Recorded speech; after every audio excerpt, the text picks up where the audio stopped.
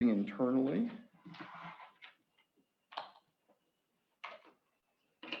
Pause for dramatic effect. And I'll go ahead and call to order the regular meeting of the City Council for April 19th, 2021. We are still under Ordinance 1000, which allows for hybrid meetings. We have all council members present in the chambers with the exception of Councilmember Ken Saunders, who is live on Zoom with us here. As always, Councilmember Saunders, just go ahead and jump in if you have anything to say. With that, I've asked Clerk Tina Timmons to lead the invocation and Pledge of Allegiance. Please bow your heads. Father God, I ask that you be with us as we conduct the city's business tonight. I ask that you be with our council members as they make decisions for our city. I ask that you be with our leadership, not only locally, Lord, but also nationally. I want to thank you, Lord, for providing us with a vaccine that has taken so many lives. I want to ask you to comfort those who have experienced loss during these unprecedented times. And I want to ask for your continued protection and favor for our frontline workers. In Jesus' name, amen. Amen. Pledge allegiance to the flag of the United States of America and to the republic for which it stands, one nation, under God, indivisible, with liberty and justice for all.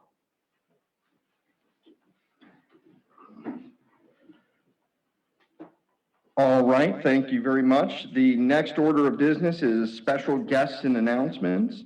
And I am proud to name the Mayor's Employee of the Month for September as Kim White. Kim, come on down.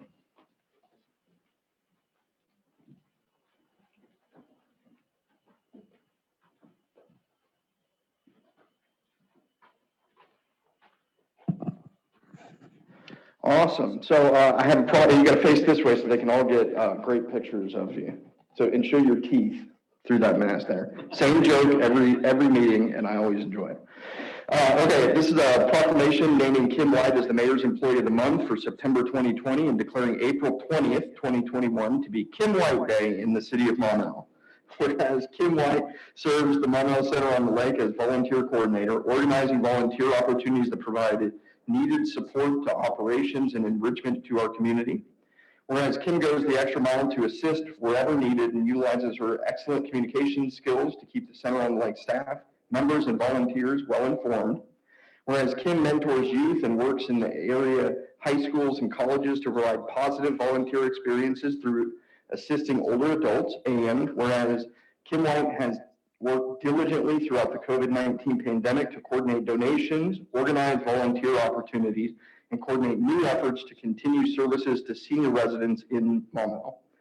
Now, therefore, I, Caleb Norris, Mayor of Montmel, do hereby declare Kim White to be the Mayor's Employee of the Month for September 2020 and hereby proclaim April 20th, 2021 to be Kim White Day in the city of Montmel. Are you laughing? Is that funny? Yes, sir.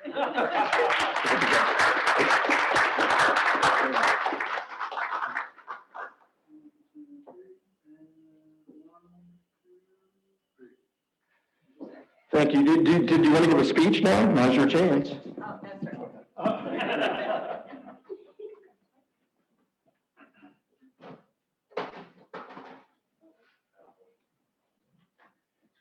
The timing of this, I think, is really important with Kim being volunteer coordinator. Y'all can take a peek in the back of the council pack. There's an FYI of Montmel being named one of the volunteer communities of the year for last year. And then, oh boy, let's see if I can find it.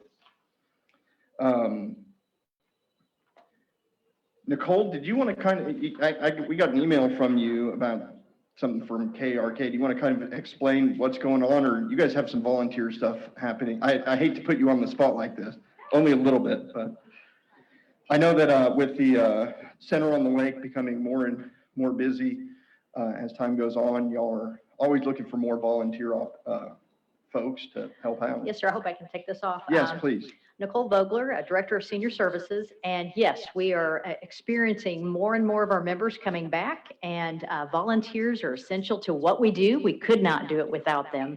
And we're very lucky that our volunteers, this is actually Volunteer Week nationally. And so Kim has actually put together a number of items, so I'm going to actually call her up. But yes, we do have KARK coming in tomorrow at 6 a.m. Then also they'll be coming back Wednesday at 10 to follow a group that are going to be delivering flowers. But I think Kim should give her schedule. I don't want to steal her thunder. So in conjunction with National Volunteer Week, I chose to do a community-wide food drive because when I would go personally fill the food pantry at some of the local churches, and I would go back at lunch in the morning before work and go back at lunchtime, and they were empty, I thought, whew, we have a problem. So we did a really large, thanks to everybody in this community, we were able to give a great amount of food to Hope Alliance as well as Amboy, and we have continued to stock the local food pantries. So that's very exciting, and Montmel Charter has really stepped up. They needed some hours, and they're so great to work with, so they also provided some food for that. We also are doing a large floral arrangements for homebounds and shut-ins, but not only that, for people in the community who are going through a really hard time. Because one of the things is, with COVID, we have found that a lot of people have just been continuously in their homes, and they're sad, they're lonely, so we wanted to do something to cheer them up. So we've gotten lots of flowers donated, and then I had money donated to myself as well. So we are using that money to be able to buy more flowers to deliver to patrons and community people. So we are also thanking them by offering them herbs on Thursday, and then on Friday, we are going to have a drive-through ice cream social to thank our volunteers, because we, as Nicole said, we could not run our facility without wonderful volunteers. And I'm thankful that I get to work with these volunteers because they make my life so fun. So thank you, Mayor, for allowing us to have such a wonderful place, and thank you, citizens, for helping us. So if you're ever bored, lonely, whatever, come and see me, because I bet you I can find something to do. May. Yes, sir. What would be the main suggested foods that you might think that we would be best to bring for, what are your best, most needed foods? So what I have found is the churches locally, the church, the church right here by the tennis courts are needing items such as peanut butter and crackers, so that when kids walk by there after school, they can have a snack. The Baptist church needs those items as well. They also need cereal, tuna, proteins like tuna, peanut butter crackers, ramen noodles, which is really funny because as adults, we don't all the time eat them, but kids love them, and soups, lots of soups. Okay, So, yeah. all right, great. I had no idea, so thank you for that. I really didn't have the idea until I started kind of paying attention. All right. So thank you for asking. Yes, ma'am. Thank you very much, and thank you for doing such a good job with volunteers. As Nicole said, it is Volunteer Week. There should be a proclamation you guys will probably see on social media here going forward on that also. So thank y'all. Thank you, sir. Next up was Justice of the Peace. Paul Elliott was supposed to be here. He had something come up that pulled him away, so we're going to go ahead and postpone that for the time being, which brings us to approval of the minutes of the April 5th regular meeting. You all have received a copy of that in the council packet. I'd entertain a motion to adopt those. We've got a motion and a second. Is there any discussion on that? Seeing none, all those in favor, please say yes. Yes. Yes. All opposed, please say no. Motion carries. With that, I have one public comment card that is on an agenda item, so we will get to that when we get to those agenda items. And next up is a financial statement review. Liz Mathis, you are up. Good evening, and I'm going to take this off to make sure that everybody can hear clearly.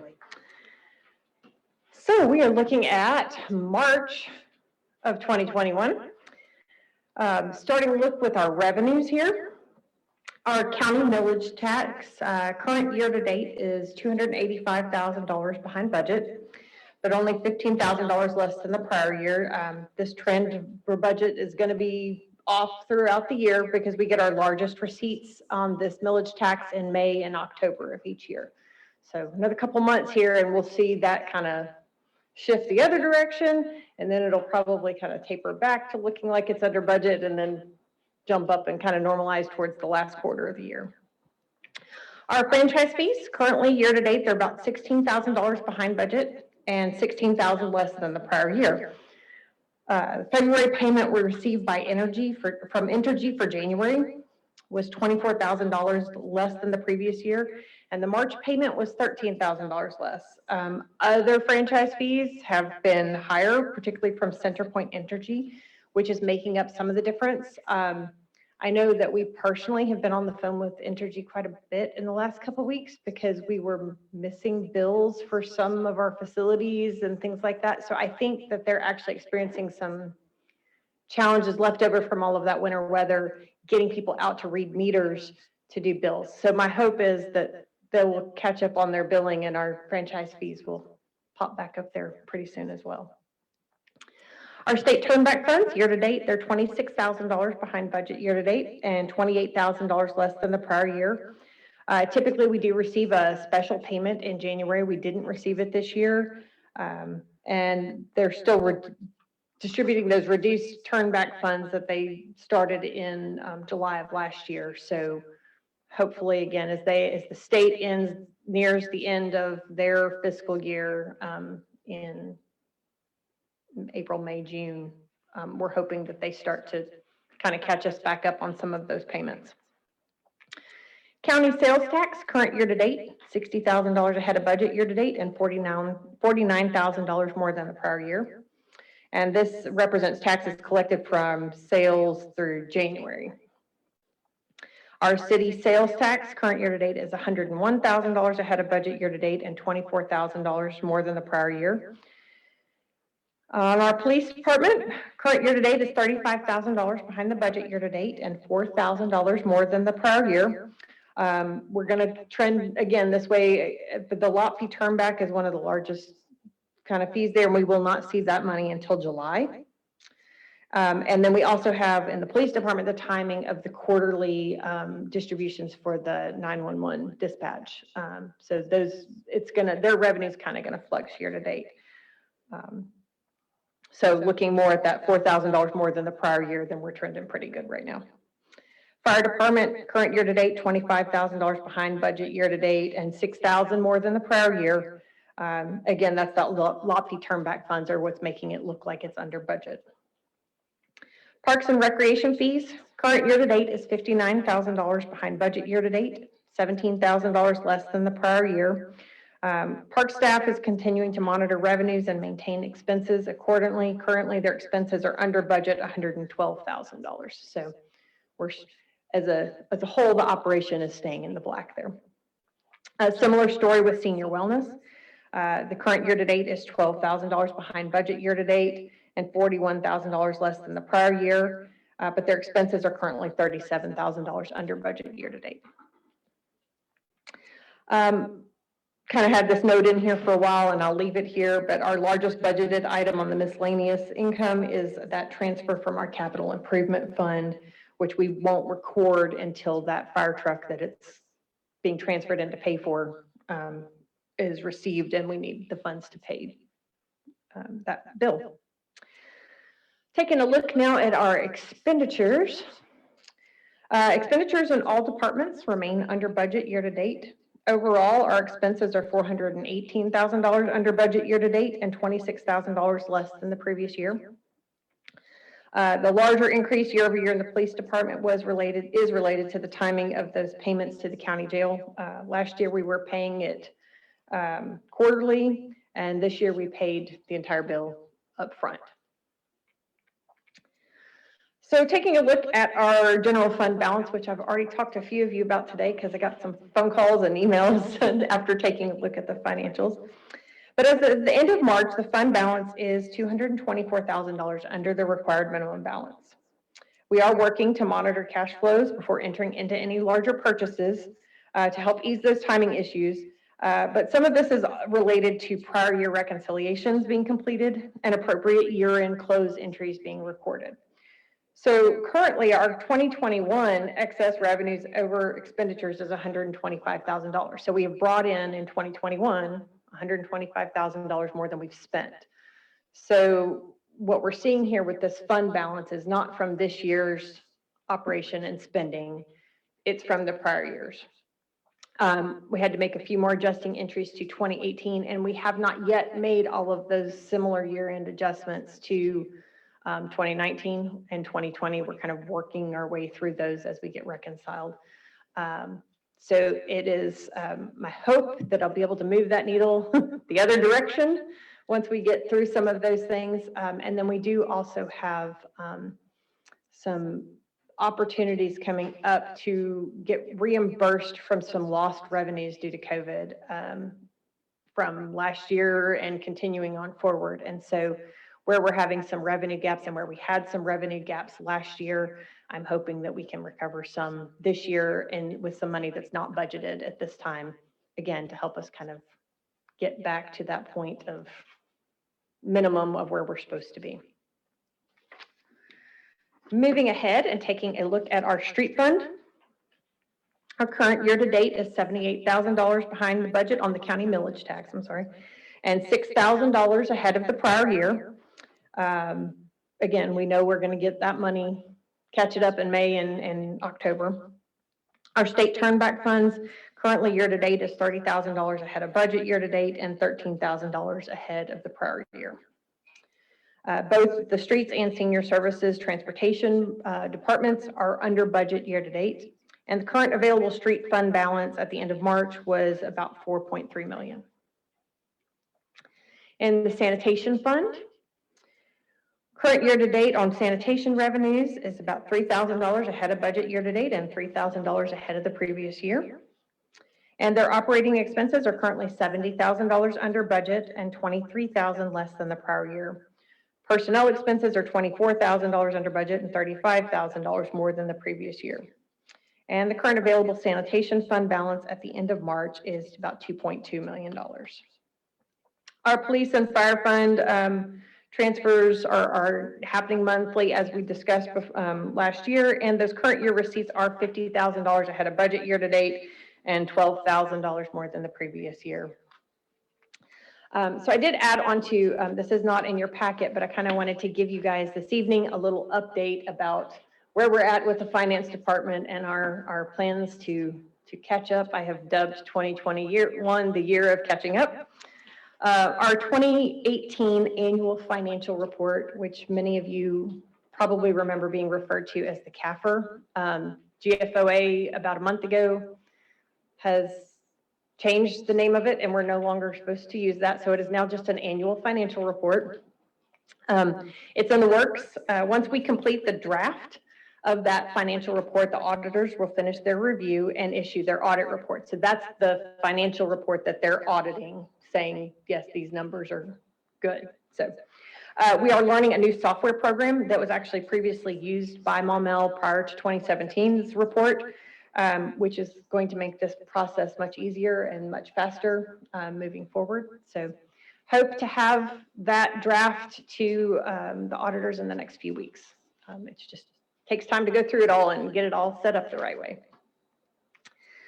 Looking at forward after we finish 2018, or actually we're kind of simultaneously doing this as we try to wrap up 2018, our reconciliations are coming along for 2019 and 2020. We have many accounts already reconciled from January 2019 all the way through March of 2021. So what we opted to do was take an account and catch it up. So that when we closed March, we actually did bank reconciliations on the accounts that were caught up to do our month-end close process. So hopefully within a few months, we'll be doing that on every month-end close. We do have to have a plan to have all those accounts reconciled by mid-May, when our auditors are scheduled to be on site to complete the 2019 audit. We're hoping to be able to, it's going to be a tight turnaround, but we're hoping to be able to complete the annual report and audit by June 30th, which is the actual deadline to the state that would keep us from that one ever being past due. So we're really going to try to meet that goal if we can. And then we have tentatively scheduled our 2020 audit on-site work for August. Because we're already doing all the reconciliations and getting caught up on that, we don't have a whole lot of work between 19 and 20 that will take us to get ready for that 20 audit. We have not entered into an engagement for the audit at this time, but due to our increased funds, federal funds in 2020, we will be required to complete a single audit or federal compliance audit with a CPA firm. I know we've kind of gone back and forth, or there's been talk over the years of using legislative audit. The mayor and I have been in discussion with that as well. And right now our hope is to use legislative audit for 2021. However, we will likely still be receiving more than that $750,000 of federal funds for the next several years. So we will still have to use engage a CPA firm to do the final part of the audit that goes with our annual financial report, as well as the single audit piece that keeps us in federal compliance with all of those federal funds. Those single audit reports are required to be filed with the Federal Audit Clearinghouse 9 months after the end of the fiscal year, which is September 30th. Thus the rush to try to get 2020's audit done as well, so that we're happy to turn that into the federal government before that deadline. They have issued several extensions over the past year due to COVID for this deadline. At this time, the extensions are only for reports due prior to June 30th of this year. So it's very possible that they will, with the amount of people having to do single audits this year due to all of the CARES Act funding last year, it's very possible they will extend that deadline a little bit, which would ease up our got to have it turned in schedule just a little bit. But that's where we're at now. We are plowing through, working really, really hard to get us caught up and back in a groove that I think we'd all be happy to be there. And know that the fund balance we're looking at every month isn't going to change from past year's stuff. So. Is there any discussion, Councilmember Holt? We spoke briefly this afternoon and asked you about a figure. The figure that we talked about at the very end, you said the $224,000, and you said it's due to not spending this year, but it's from last year. Is there what is the path or process to where is that going to, it'll progress to get where it's not that much, and how does that come about, or what is the procedure for bringing that back in line? Well, the first part of us is as completing these reconciliations and getting our year-end close entries done for 19 and 20. With that, I'm going to see if I can explain this without turning into too much of an accountant where I start talking about things that everybody doesn't understand. We accrue things sometimes at year end as accounts receivable or as deferred revenue. And so those year-end entries were made for 18, but they haven't necessarily been adjusted back out and trued up for 19 and 20. So we might have some money sitting in an asset account on balance sheet that would then, or on a liability account as deferred revenue that might come back in and turn into some additional revenues that we have that not recorded at this time. So that might help improve the balance. Just going through the reconciliation process will help as well. Is the situation, our process or our situation that we're going through, is it disproportionate at this point from the last year to this year? Is that disproportionate to what we've had previous years, or is this sort of just common situations? Well, these are standard entries that are made in the normal way we would do it. They would be made at year end as we closed it out and those adjust, and we'd move on and it would all look true. So the part of it's due to the fact that we're playing catch up a little bit here. Okay, I appreciate it. Thank So you. we shouldn't, we get caught up this year. When we close out next year, we shouldn't have past year fluctuations going on because 19 will be closed, 20 will be closed, and we'll do those entries at the end of 21 when we close out the year. Good. Thank you, ma'am. Councilmember Mosley? Yeah, as far as that $224,000 number, what was that last month when we did this? 93. 93? Okay, so it went the wrong way this time. Yeah, but I had to make some adjustments in 2018. Yeah, And we've had some invoices that, we had some staffing transitions in my office and the finance department, and we've been catching up on some bills. And so we actually have had some additional 2020 invoices that were from like right at the end of December that hadn't been paid and some things like that. So okay. So do you feel like at some point here during this year, that number will break into the black? yes. And that's what I say. It's going to happen two ways. It's going to happen, one, through the reconciliations that we're going to finish up and it'll stop moving and from past years. And two, we should have some additional funding opportunities coming up that will help us recover some lost revenues, which is going to help make up some of that difference. Okay. Who's doing the reconciliations these days? Are there some that are done by staff members and some that may be so complex you have to do them, or? There's probably some that I'm going to have to assist with, but I do actually have a staff member that is doing the majority of those reconciliations at this time. I'm doing more of the year-end adjusting entries, and I'm working on the annual financial report at this Okay. time. Although my staff member has been in all of the training on that annual financial report with me as well. So as we get into 19's report and 20's report, the program is designed that you can have more than one person in it working on it at a time, Good. which will, again, make it That all move sounds- faster. That sounds like a good trend because probably a year ago before you got here, I think the director was the only one that knew how to do a correct reconciliation, and then even those weren't going very fast. So it sounds like we're getting to a regular machine, I guess, as far as the accounting department. We're working on it. All right. Well, thank you so much for answering those. Appreciate it. Thank you, Councilmember Mosley.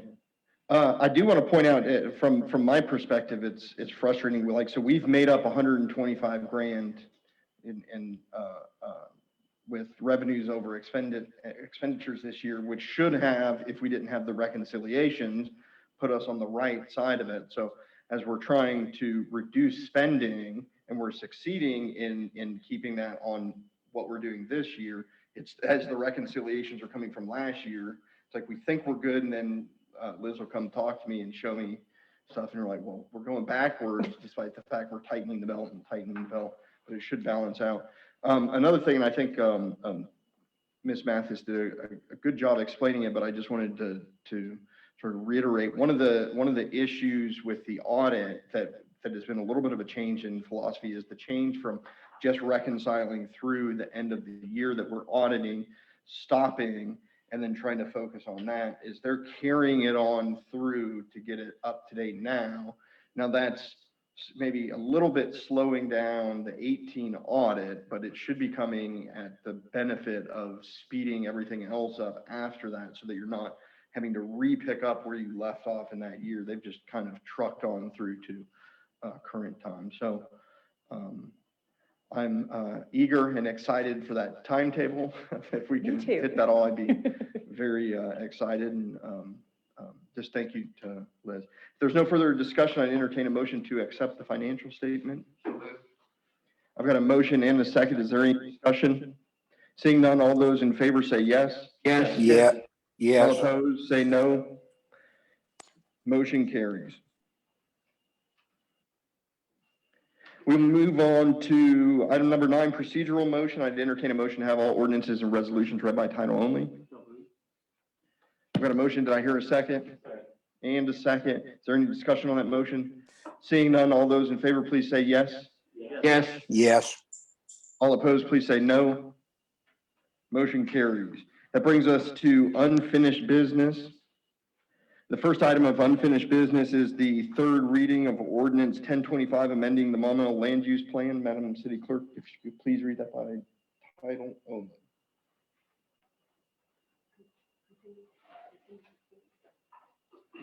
Be it enacted by the City Council of the City of Montmel, County of Pulaski, State of Arkansas, an ordinance to be entitled ordinance number 1025, an ordinance amending the montmel land use plan and map and for other purposes. All right, this is on third reading. We do have a public comment card from Ron Harris on this.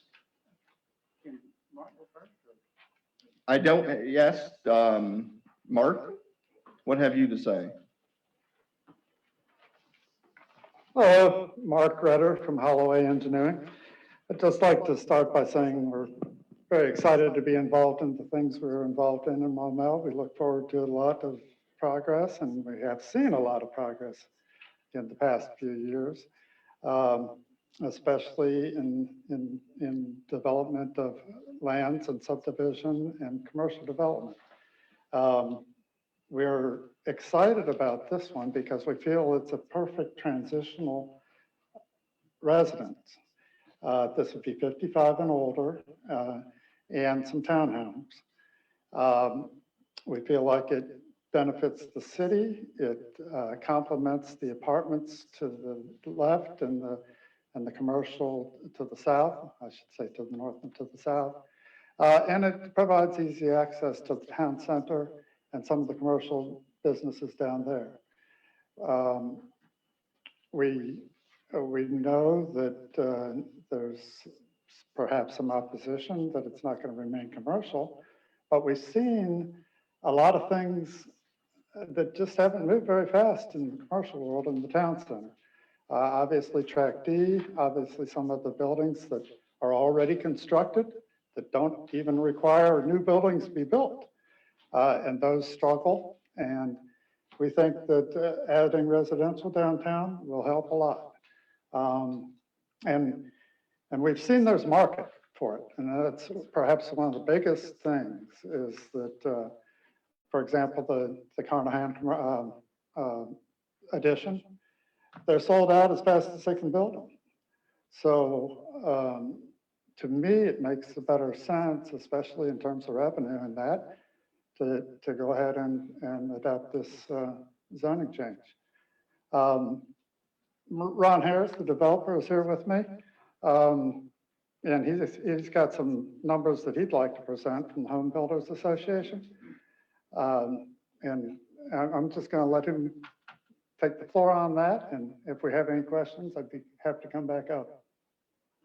But I also know that you guys have seen the letter that we wrote concerning zoning and commercial versus residential.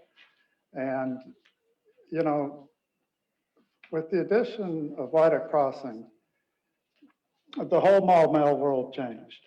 You know, we are seeing a lot, you know, they don't build these interchanges every day. And when they do, we see massive growth. And, you know, that's what we expect will happen out at the interchange with 40. And that will provide a needed shift from some of this older zoning map, you know, to a lot more commercial over in that area. And, you know, we think that's good. We certainly look forward to a bunch of development, perhaps some big boxes and that kind of thing. A lot of things have to happen for that to happen. And, you know, one of the things is to make these things more attractive, you know, and we think there again, the senior living is needed, the transitional type senior living where it's not really a nursing home, it's not really a graveyard, you know, but it's someplace that's low maintenance and we feel like it'll be a fantastic addition. I'll leave it to Ron. Thank you, sir. Mr. Harris?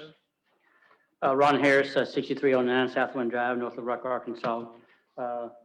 Nicole left. Okay, so I was going to talk to Nicole. I was so happy that she was here because I'm looking forward to making some presentations to the senior citizens there and about this project. And let me get to the point here. I promised Councilmember Mazzoni some numbers based on the NHB study that I know that exists because I've had reports and from them.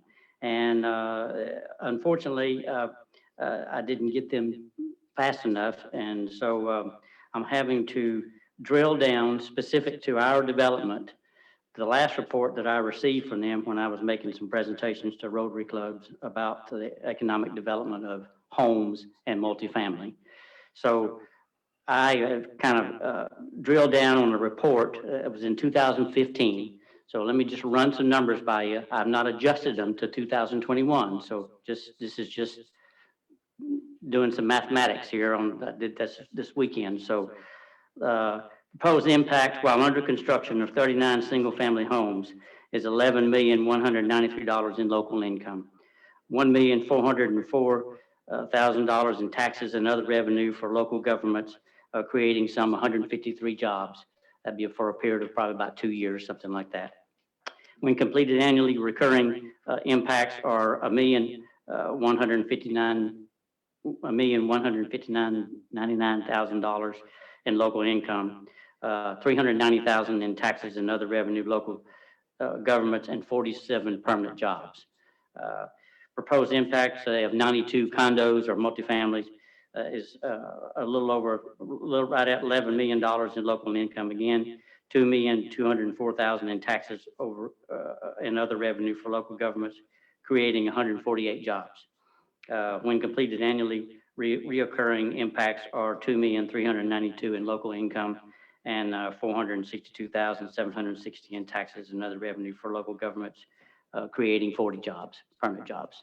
So it's kind of been a long standard thing that while a house is under construction, it's creating 3 jobs, and then for every house built, it creates 1 job, meaning plumbers, HVAC, electricians, maids, transit. So I mean, that's just kind of a norm. So I just wanted to kind of bump these numbers to you. It's just going to be a great project and a little capital injection there and a lot of publicity. And I think it's going to create a lot of activity here in Central Montmel, so if you will, and particularly for seniors too. Thank you very much. Thank you, Mr. Harris. So we do have the property owner, Mr. Pfeiffer, here as well. Is there any discussion on this?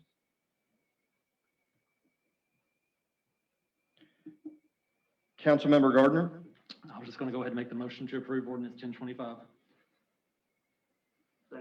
I've got a motion and a second. Is there any discussion? Yes, there is. Madam City Attorney? Yes, I just wanted to review, as is our kind of normal practice with land use plan amendments, our guidelines from our code. One thing we do need to focus on is if you are going to vote for a change to the land use plan, it would be beneficial if you would articulate your reasoning as to whether, you believe the guidelines have been met for this particular circumstance. All right, so the first one is other changes that have occurred in the neighborhood since the land use plan was adopted or the latest amendment was enacted. Number 2, whether these changes resulted in a change to the neighborhood's character sufficiently to justify the proposed land use plan change. Number 3, issues and concerns raised by the neighborhood when submitted with sufficient specificity to enable the commission or city council to respond to the issues. And 4, other substantial or technical evidence that any proponent or opponent of the proposed change submits.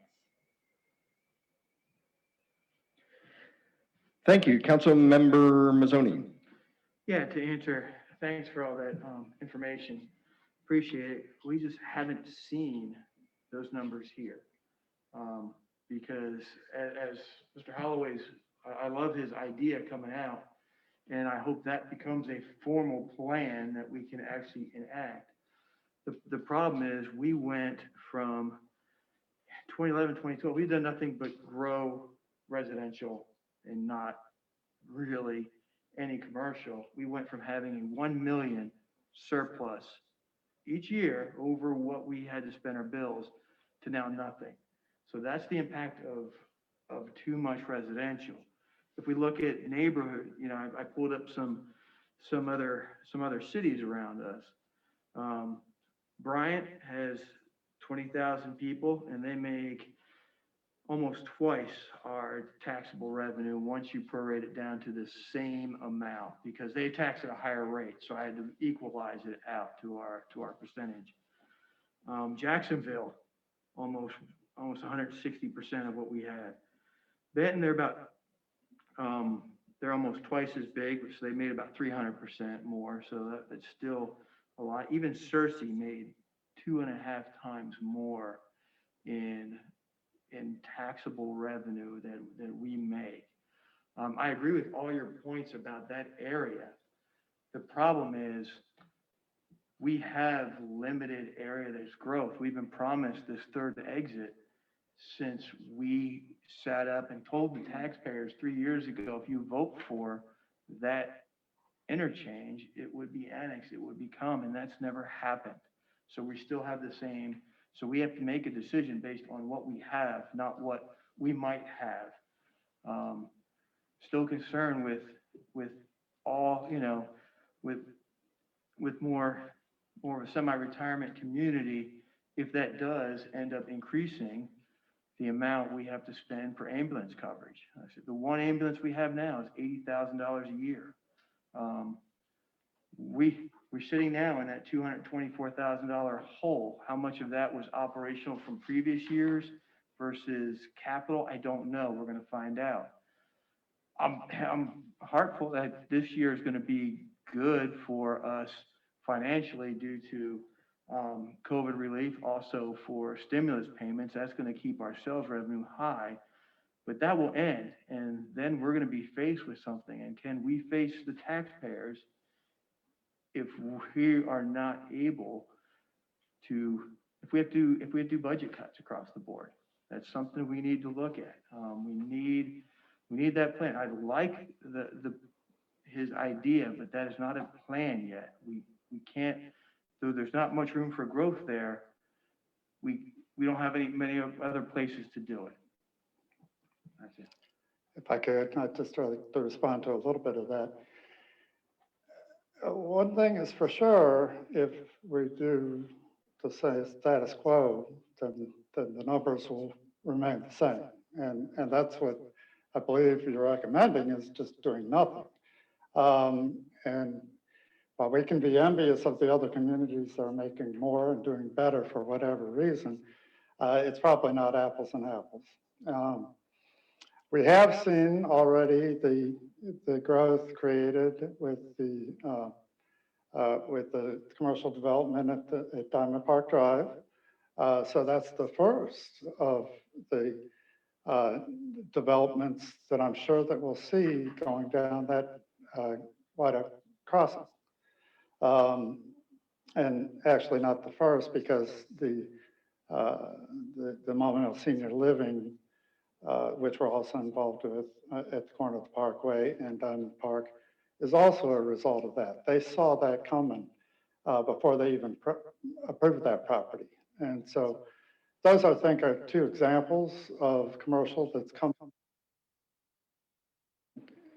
speaks to the revenue you're talking, the revenue increase you're talking about. And residential produces revenue also. And obviously, like Ron said, if you've got all the builders, et cetera, in the area, they say, well, hey, look here, there's a Wendy's, there's a, Chick-fil-A. Let's go eat. Let's, go to overtime lounge after work for beer and such. So, that's the kind of thing that I think attracts, residential to this area and is beneficial to the area. We've seen there again, countless things. Track D is a prime example. How long have we been dying for something to come to Track D? And And, or like I said, the old Walmart building. You know, we finally have to give into, I should say, shouldn't say give into, but it's not your typical commercial application to have a car wash there. You know, another supermarket or whatever, but the demand just wasn't there. And the demand is here for this. And so, you know, I would encourage a positive vote on this. Thank you, Mr. Renner. Is there any additional discussion? Yes. Council member, yes, sir? I'm Gene Pfeiffer. I'm the owner of the land, have been for 30 some odd years. When I bought the land, the Kroger store on that corner was the only commercial outlet in the whole city of Montmel. There was no other retail. Present town center didn't exist. And I bought the land on the expectation that there would be an expansion of commercial activity around the existing Kroger store. The Kroger store moving and supporting the development of the town center has effectively killed any possibility of my property developing commercially. I think it would be very difficult for you to imagine a commercial activity seeing all of the activity down at town center, and that is sure to follow at the new intersection, locating in the area that I now have without any cross traffic from other businesses. There are not very many retailers. Lack of experience and knowledge of what is logical to expect. So the Kroger store moving dealt a death blow to the possibility of my property developing commercially, regardless of what any theories there may be built into the existing land use plan of the city. I hope you'll take that into consideration. I've tried mightily all these years to get something on that land rather than simply paying $4,000 a year in real estate taxes and watching it sit there idle. So, matter of fact, on one occasion, I tried to give a portion of it to you for your library, and you turned me down. On another occasion, I tried to give a portion of it to you for your city hall expansion and civic center expansion, and you turned me down. So I'm not very good at either giving land away or selling it, but I can promise you, Mr. Mazzoni, I will not be able to sell it commercially. So there needs to be some change in your expectation of how it would be used. Thank you very much. I hope you'll consider passing our proposal. Thank you, sir. Council member Holt? Well, after listening to Mr. Pfeiffer, certainly my heart goes out to the gentleman. He's been diligent and done his part to try to do something to develop it. I'm sorry we turned it down. You know, my part is when I'm looking at the Exhibit A of the picture, it appears to me that every inch of that property is taken in building construction. There's not a space for a tree that I can see. I mean, if we could, you know, just have something, but it is, we wanted something that would be a complement, of course, to the city. And I understand the wherefores of the construction, all that kind of thing. But if it's something that the city needs, we certainly should vote for it. But if it isn't something that we really need or can do something else with, I just wish that we could find another alternative. It doesn't seem, it's going to have an awful lot of cars, an awful lot of traffic. And once it's done, it's done. We have no place, as the council member Mazzoni said, we need something that we can give this city some more help with financing. And just listen to the financial report, and it's not doing well. So that's my point about it. And I've got to make a decision what to do. Really quickly, also for the record, Mr. Renner, I don't want to get into every council member followed by a comment. We'll give you a chance to speak here in a minute. Just for the record, what I think you're looking at, Mr. Holt, is the site plan. That's Exhibit A attached to the ordinance. For the record, and to be crystal clear, the idea is that they'd be changing it to PRD, and then there'd be a preliminary development plan that I believe has already been submitted to the Planning Commission that does not look like this. I think actually it has more units in it. But so for y'all's determination, the site plan portion of this it is.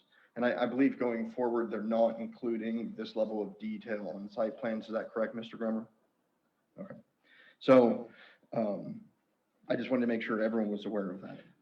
Thank you for that, Mr. Mayor, because. And then I've got a few more council member comments, and I'll let you come up, Mr. Renner. Councilmember Gardner.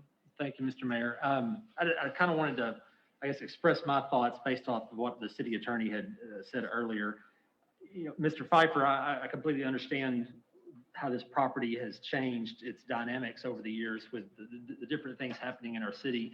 And I also understand that as a city, we are way behind on the land use map and how everything is organized. And I appreciate Mr. Grummer, who's recently, the Planning Commission has taken that on and started that process to do a complete review of our land use. But from when we last adopted that, our city's dynamics have changed quite a bit in terms of where commercial development is going to go. As has been mentioned on White Oak Crossing, you only need to take a quick drive down that street to see all of the things that are going to happen out there and come online in the next year, even with the charter school and all the things that will come from that. So I completely understand that our dynamics as a city have shifted. And if I were investing my dollars as a commercial business owner, I would not pick this particular property.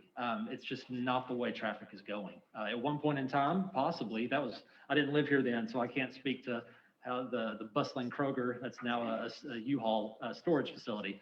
But it's been so long since we have reviewed our land use map, and I completely agree that things have changed in the sense that business has moved elsewhere. And so I don't want to get in I think we all agree that we need more commercial business. We all desperately want it. And Mr. Mazzoni listed a bunch of different companion cities, and each one of those has the benefit of having an interstate that runs through it. And so that's going to naturally attract some business. But I don't want us to get in the habit of looking at new residents as being a drag. I just don't feel like they are personally, because those new residents are going to shop in our stores. They're going to get their oil changed. They're going to eat in our restaurants. And so it will increase some expenses from the city standpoint in terms of public works. But I think Mr. Pfeiffer told us how much he paid in property tax last year for that parcel. And once you develop this out, it'll bring a lot more in property tax revenue. But I don't want us to get in the habit of turning away good proposals. And as the mayor just mentioned, what we have in our packets, not what even is going through the Planning Commission at this point. So we can't look to that as a specific site plan. But I think to build our commercial growth and have more developers say we want to build in Maumelle, they're going to want to see that we're growing as a community as well. So I just wanted to throw that out there. I completely, in my opinion, the dynamics of our town have shifted dramatically in terms of commercial prospects. So I just wanted to throw that out there after the city attorney encouraged us to look at, what our reasonings were. That was mine. Thank you, Mayor. Thank you, sir. Councilmember Mosley.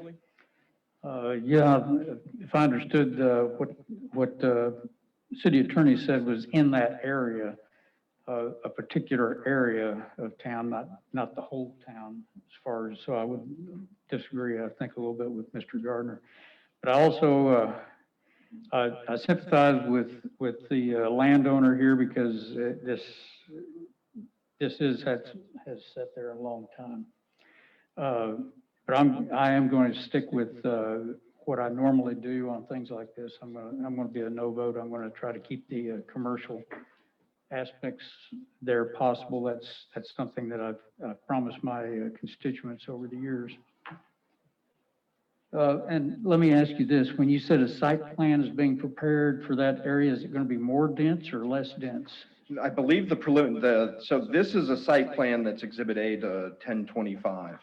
It just so happens to also have what looks more like a preliminary development plan.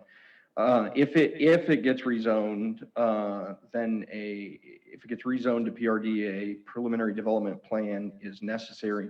They're preemptively running that through the Planning Commission right now. I don't have the exact numbers, but my understanding it is more dense. More dense than what is pictured here. And I don't know if it's fair to say substantially or moderately or a medium amount, but there's definitely more. Does it look to be more like condos or connected multifamily? We've got the engineer here and Mr. Grummer who've looked at it more thoroughly than I did. If either of you would be able to answer that question. Which is, I think, what you were trying to do earlier, Mr. Reddy. We're just, what we came up with is working with your planning commission. They were looking for some more density to offset the C3. So we came up with another design or something like that we're working through the planning commission. So it's not, still, we're waiting on changing to PRD before we can move forward with anything. But that's, again, we've been working with your planning department and we kind of listened to them on what they wanted. So we were kind of working through that. So it's still kind of a nice project, but anyway. All right, thank you. Well, and I would call it moderately more dense. And in response to Councilman Holt, we had not shown any landscaping on that previous plan, but obviously it would be landscaped to the requirements of montmel, which is actually very dense. And so, initially it wouldn't look like much, but 10, 20 years, it's going to be very densely vegetated. Thank you. Did you have anything else, Mr. Mosley? No, I appreciate your honesty on that. Thank you. I'd like to specifically address your question. I've been developing for 50 years. I don't have any developments that I'm ashamed of.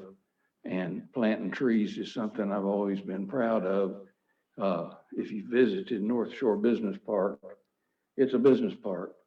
You won't find many business parks with tree-lined streets such as we have. Not a requirement, something we did because I like trees and I wanted to do something that was really different.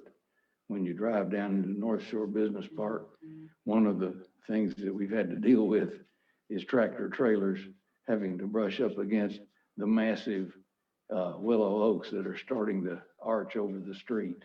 I'm kind of proud of that problem. We're dealing with it by lifting some of the lower branches. I developed a similar subdivision to this in West Little Rock called Chavot Court. You're welcome to visit it. It's beautifully landscaped, also tree-lined streets. I developed Overlook Park, overlooking Lock and Dam, number 7 in Little Rock, one of the premier residential subdivisions in town. And I've done many others. I'm proud of my record. I don't believe you can point to anything that I've touched that is shoddy or under landscaped. And I don't intend to do that here. Thank you. Mr. Grummer, if you could come up, I guess there was a comment made about working with your department, and so chime in, please. So there was a comment that they were working with our department concerning the density and I just wanted to clarify that. The original development plan or the original proposal site plan that came through our department showed all single family in that area. There was C3 commercial across the street and an industrial park not far away. So the thought of there possibly being a warehouse right across the street from a single family residence was of concern to us. As we were working with them, we were trying to figure out, based on the comments that the area sit there for so long, how could this work within the current land use and the future of montmel in the area. So the best that we could come up with was transecting that area from single family to multifamily to commercial to industrial, kind of a process of softening the impacts from the single family to the commercial. So the engineer and the developer worked with us, and they actually, on the development plan that's coming through Planning Commission right now, that is contingent upon what happens here tonight, has multifamily townhomes lining Commercial Park, which kind of creates a buffer between the single family and the other uses. From our standpoint, that works well with what they're trying to do with this particular proposal. And I appreciate them working with us and hearing our concerns there. So I just wanted to make sure that that's clarified. Thank you, sir. Thank you. Councilmember Williams? Well, listening to both sides and listening to all of the other council members' comments, from looking at it from somebody who would be old enough to qualify for one of these homes, and listening to our finance director, it would just seem to me, you know, we don't have a crystal ball. We don't know what commercial is coming in or what that land use, but we do have a lot of years of past to go on knowing that there's not been one thing there and not even a proposal for something there. So it seems to me, considering our finances, some revenue, any revenue is better than no revenue. It's not producing anything for us at the moment. And it just makes sense to me. I mean, if we don't have anything commercial there now, and we haven't forever, and we don't see anything coming down the pike, I don't see why we wouldn't jump at the chance or jump at the opportunity to build something there that would produce some revenue. Just, I don't understand why we wouldn't do that. So maybe I'm not making any sense, or maybe I'm not grasping the whole picture, but I mean, I agree that comparing us to other cities around here when they've got, you know, so much business and revenue coming in, and again, it's not, like you said, apples and apples. We're a completely different community. And we have always been a bedroom community, and we've always been a community of homes. And we've not had great business, booming businesses here. It's always been that way, but it has grown. Since I've been here since 2000, it has grown by leaps and bounds, and I think it will continue to do that. But some is better than nothing, in my opinion. Thank you, Councilmember Williams. I just want to chime in with one of and this has been a very difficult issue for me to try and resolve, because I agree wholeheartedly with the idea of trying to increase our commercial base and to carefully guard commercial property. And I think one of the things that I've heard tonight and over time is you can increase commercial by increasing the number of properties that have commercial facilities on them. You can also increase commercial by having additional residents who are purchasing out already existing areas. One of the things we've heard is that even most of our commercial areas now aren't necessarily being used for commercial activities. You know, if you go down to the town center area, there's a lot of commercial buildings, strip centers that aren't filled with standard commercial enterprises. There's maybe a church there, and I'm certainly not saying we don't want churches here, but we already have more buildings than the commercial than we can support. At least the market seems to indicate that for the middle of town. And on the other hand, I'm very cognizant of the strategic planning process, where an economist came in and talked about, you know, that you really needed that commercial property to be able to support a city like ours, because our commercial base just isn't there. As time has gone on, I've had so many more questions than either I remember being spoken about or that were really addressed there, which is this idea, for example, if you have more people in a particular area, are they able to then increase the commercial activity that's nearby, right? So presumably if you add this area there, the restaurants nearby will do more business now, even though there's not more commercial property there. So I've struggled with that. And then one of the things I think we need to be cautious about, it was mentioned earlier that with the White Oak interchange and discussions of annexation, I think it's we need to be clear about what we're talking about. The area across 40 is not annexed, and that area is not even being brainstormed to be commercial necessarily.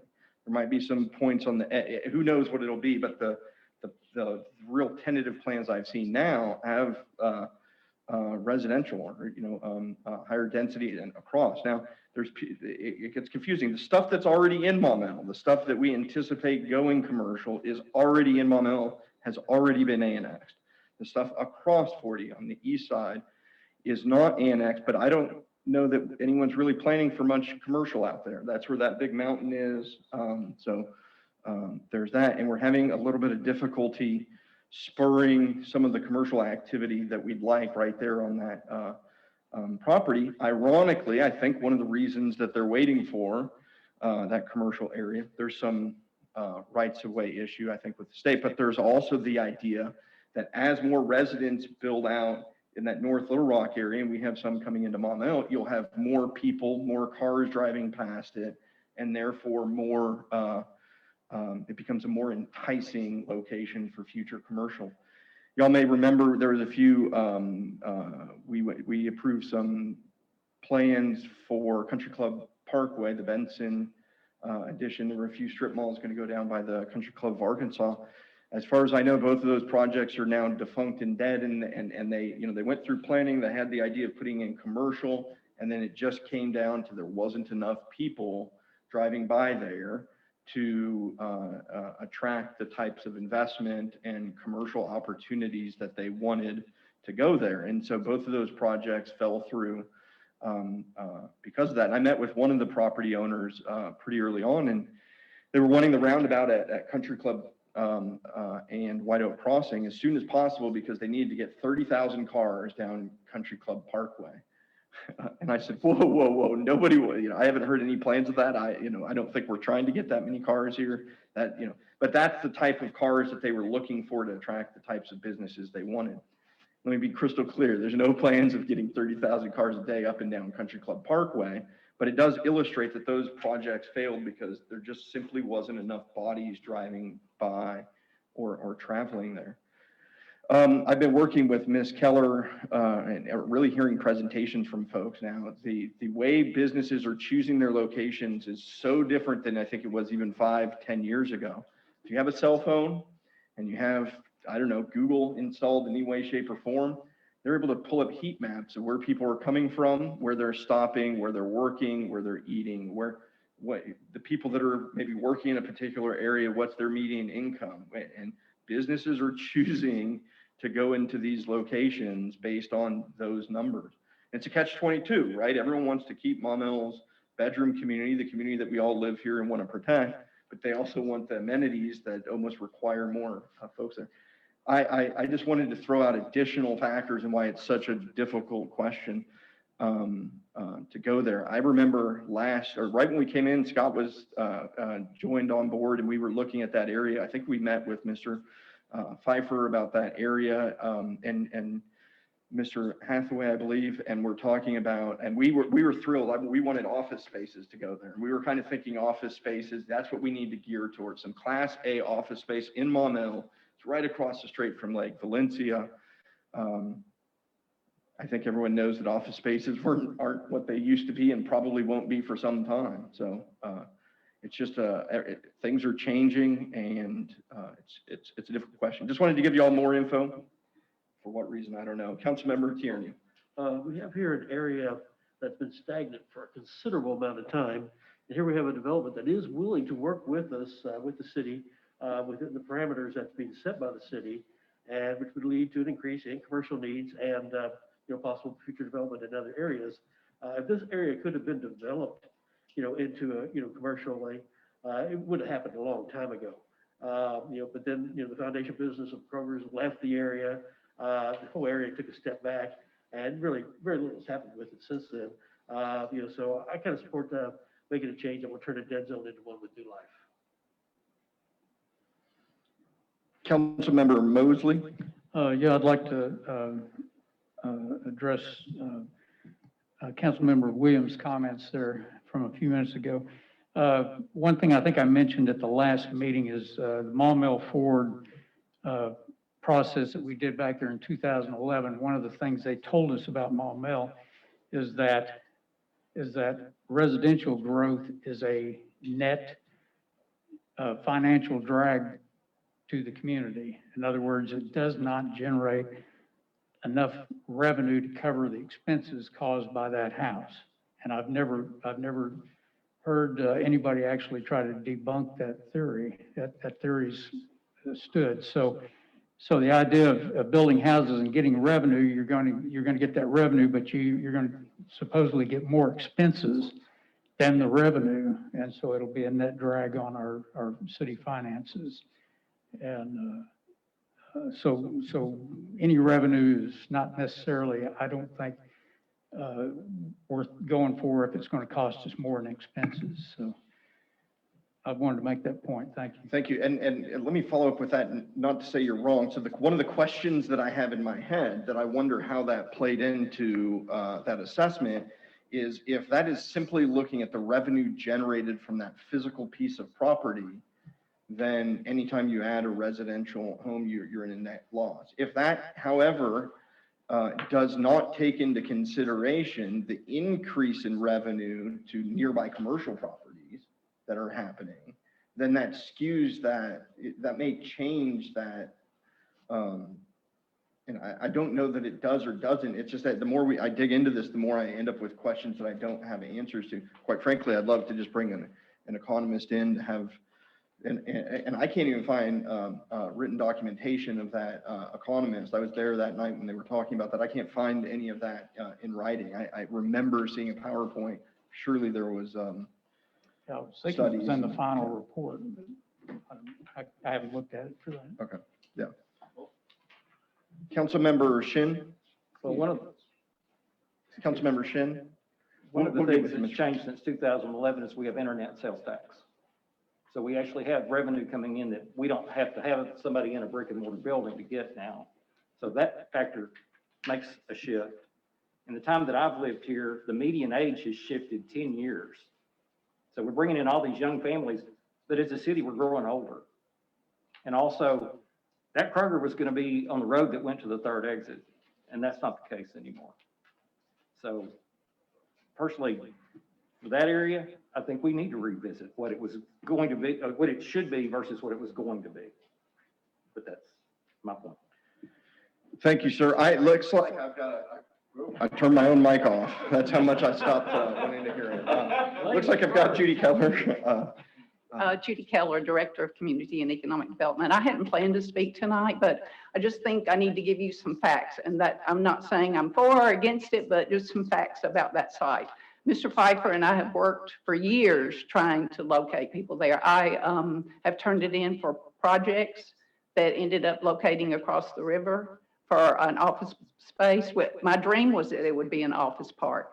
And so it's disappointing to me to see that that will not become a reality, but I can tell you that I met with Mr. Schickel after the Kroger moved, and he would not locate there today, I do not believe, without the Kroger there, because the traffic's not there anymore. There was a company, I'm not going to mention the name, that was ready to locate behind the Kroger, and as soon as they heard that Kroger was moving, they moved down the street, and now they're in North Little Rock. So when I get a call about a commercial site and I show that one every time with all the sites that are available, they say they don't want to be that far away from the center because the traffic goes down Odom North and Odom South and it doesn't pass there. So the landscape has changed. So those are the facts. You're welcome. Scott, you were jumping out of your seat, and then Mr. Pfeiffer. So, and one of the things from a planning perspective that we look at is the efficiency of development in the city.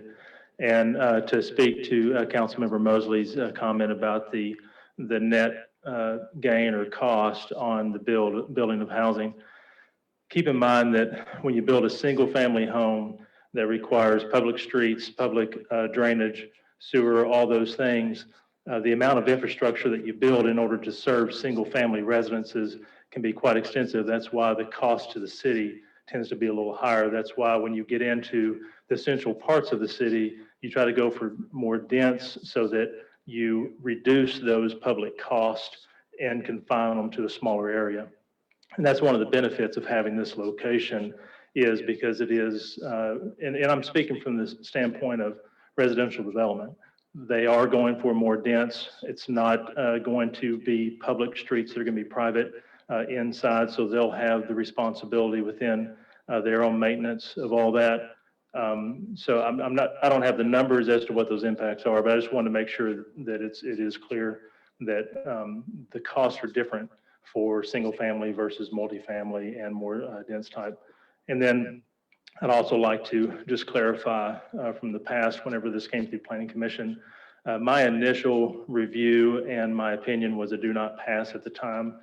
Planning Commission did provide a do pass recommendation. Since then, since working with the owner, with the developer, as well as the owner has come across and allowed the city to put forth a proposal for a rezone, down zone across the street to a C2. They're working with us, so my personal opinion has actually changed from a planning perspective based on the fact that this area does need to see some change, and from a commercial standpoint, it's a difficult thing to see, as it's been mentioned, as to how that could build out. From a residential standpoint, they're meeting the needs of a little bit more density in the area. It could increase some opportunity for the commercial to spur commercial development in the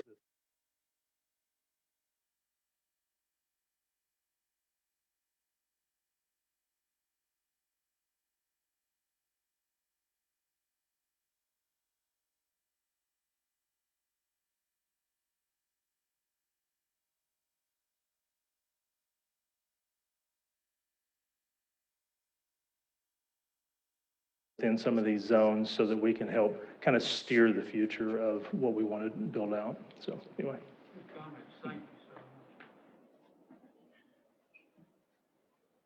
I've got a motion and a second on Mr. Pfeiffer.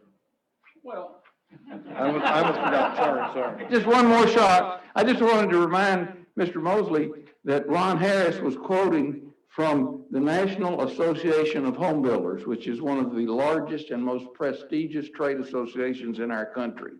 They do extensive research year after year after year in support of their industry. And they have produced all kinds of statistical data to refute what you said about, and Ron was quoting from some of that. So, you know, it is available, if the information is available from National Association of Home Builders, what the positive impacts are from residential development. Thank you very much. Thank you, sir. Councilmember Holt. I wanted to say to Mr. Pfizer, I'm pleased to at least indirectly make your acquaintance, and my heart goes out to you. You know, I've lived here 28 years, and I've seen a lot of changes in the city. I grow a lot. I very much appreciated and enjoyed the comments of all of our city council. You know, I came here tonight bristled to vote no. After listening, if it's a lesson for our council in general, it's healthy to have a good discussion. I want the best for our city, as does everybody else here. The points are well made.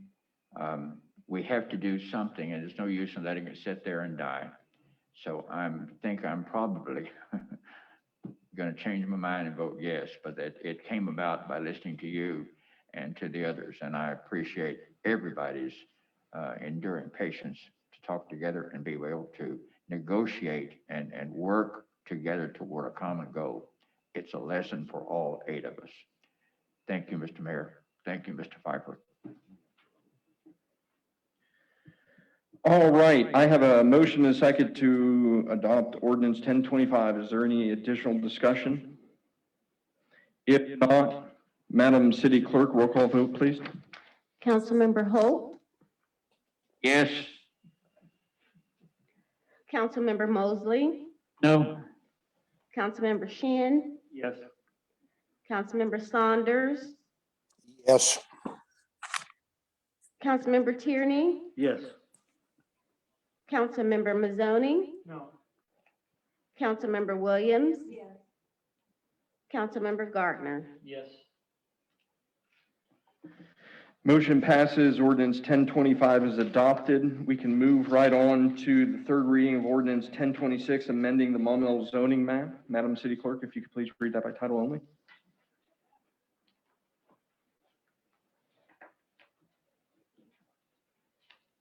Be it enacted by the City Council of the City of Maumelle, County of Pulaski, State of Arkansas, an ordinance to be entitled ordinance number 1026, an ordinance amending the Maumelle zoning map and for other purposes. All right, this amends that same area from its current zoning of C3 to PRD, which is Planned Residential District. Is there any discussion on this? Motion to approve ordinance 1026. I've got a motion and a second. Technically, Mr. Harris, you had a public comment card in for this as well. Okay. A motion and a second. Is there any discussion? Madam City Clerk, roll call vote, please. Councilmember Mosley, No. Councilmember Saunders, Yes. Councilmember Mazzoni, Yes. Councilmember Gardner, Yes. Councilmember Williams. Councilmember Tierney, Yes. Councilmember Shan, Yes. Councilmember Holt. Yes.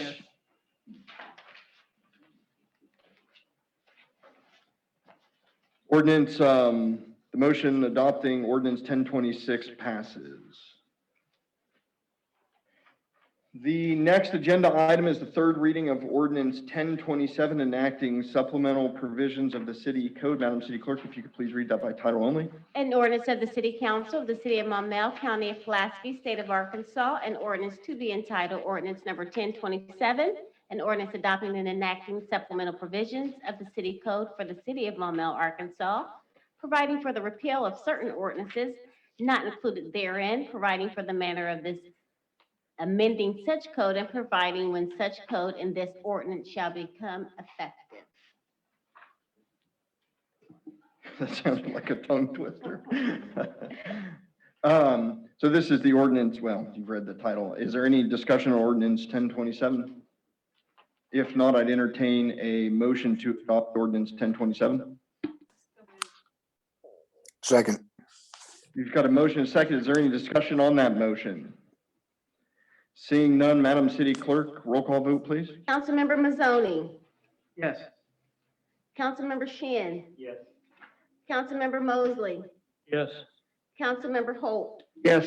Councilmember Saunders, Yes. Councilmember Williams. Councilmember Gardner, Yes. Councilmember Tierney. Yes. The motion adopting resolution or ordinance 1027 passes. The supplemental provisions of the code are hereby adopted. And Madam City Clerk, correct me if I'm wrong. Have you already started the updating the code books? Yes, Okay, everyone that's given it to me, everyone hasn't. gotcha. So if you haven't turned in your code book to the city clerk's office, please do so and you'll get the most updated version. With that, we will move on to the second reading of ordinance 1028, amending the montmel zoning map. Madam City Clerk, if you could read that by title only, please. Be it enacted by the City Council of the City of Maumelle, County of Pulaski, State of Arkansas, an ordinance to be entitled ordinance number 1028, an ordinance amending the Maumelle zoning map and for other purposes. All right, so this is the area immediately bordering the area that we just discussed, and this changes it from C3 to C2. This is on the second reading and will be on third reading if there is no discussion. Councilmember Mosley? Yeah, I just wanted to confirm with Department Head Drummer that moving to C2 would allow high-density housing. Is that correct?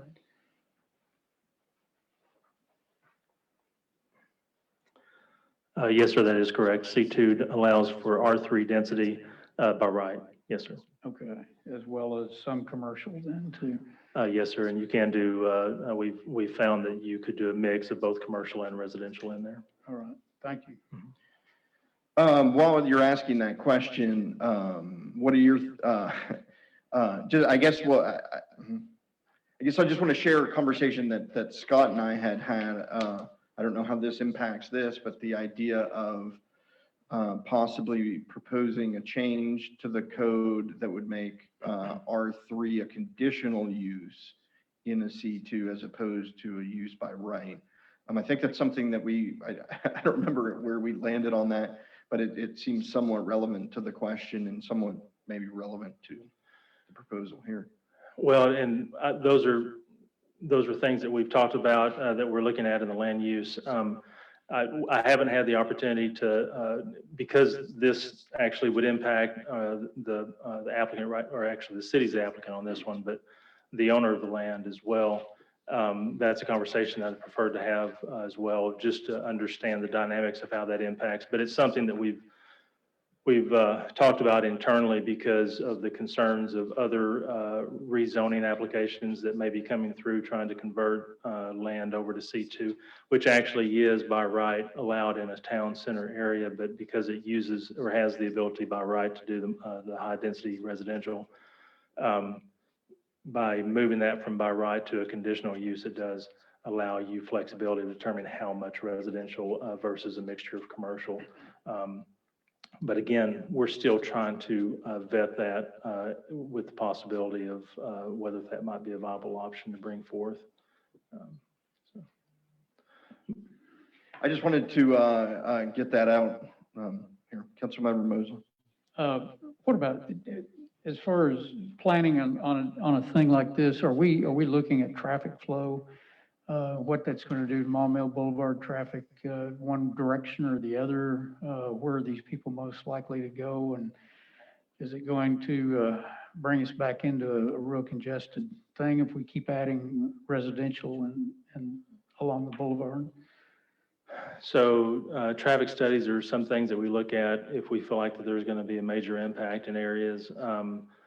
Because of the size of this street and the location that it's in, we didn't consider a traffic study because it's a collector size and it connects to a traffic light, and it's the proximity to the boulevard.